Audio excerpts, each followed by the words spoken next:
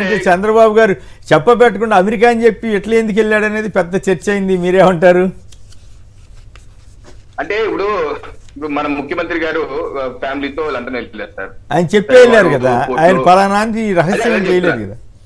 అవునవును, నేను అది చెప్తున్నాను. ముఖ్యమంత్రి గారు చెప్పి వెళ్ళారు, కోర్టులో కూడా పర్మిషన్ తీసుకున్నారు, వెళ్ళారు. అయితే ఆ దిగటంలో 5 గంటలకు ఆలస్యం అయితేనే ఎన్ని సృష్టించారు చూడండి. డాక్టర్, పిచ్చి డాక్టర్, ఏ డాక్టర్ మాకు కంటైనర్లకు తీసుకెళ్లిపోతారని చెప్పి అంటాడు.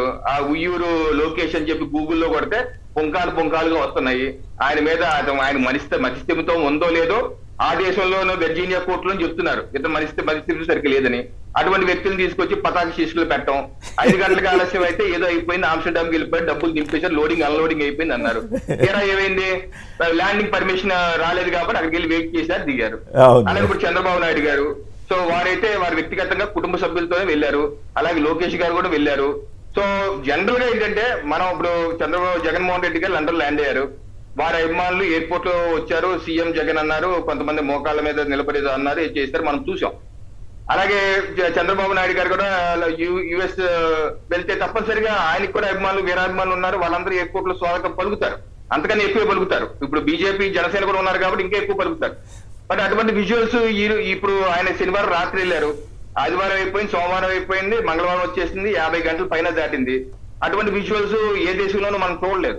ఆయన ఏ దేశంకి వెళ్ళినా ఫాలోవర్స్ ఉంటారనుకోండి, చూడలేదు అనుకుంటే 2 కారణాలు అయి ఉండొచ్చు. మరి ఒకటి, ఆయన పూర్తిగా ప్రైవసీగా నా వ్యక్తిగత సమయం ఇది, నేను ఎవరిని డిస్టర్బ్ చేయను, నేను ఇప్పటికే చాలా వ్యక్తి ఉన్నాను, రిలాక్స్ తీసుకున్నాను అనుకుండొచ్చు. 2, కుట్రలు నా మీద చేసే అవకాశం ఉంది, ఇది ఎందుకు చెప్పడం, ఎవరైనా దాడులు చేస్తారా, పరిస్థితులు బాగోలేదనే ఉద్దేశంతో కూడా ఆయన ఏం బయట పోస్ట్ చేయలేదు. లోకేష్ గారు కూడా పోస్ట్ చేయలేదు కనీసం. లోకేష్ గారు కూడా ట్విట్టర్ లో కనీసం ఆయన మన వైజాగ్ లో జరిగితే ట్వీట్ చేశారు. అలాంటిది ఆయన ఎక్కడ ఉన్నారు, ఎలా ఉన్నారు అనేది కూడా పోస్ట్ చేయలేదు. సో ఇటువంటిది ఏంటంటే కొంత టీడీపీ శ్రేణుల్లోనే, లేకపోతే ముఖ్య నాయకులు తెలిసి ఉంటది అనుకోండి. నేను అనుకుంటూ అయితే ఎన్ని ఊహాగానాలే, ఎవరి కాళ్ళు రిలాక్స్ అవుతున్నారు, చిల్అవుట్ అవుతున్నారు, మీరు కూడా చిల్అవుట్ అవ్వండి అని చెప్పేసి నా వ్యక్తిగత అభిప్రాయం.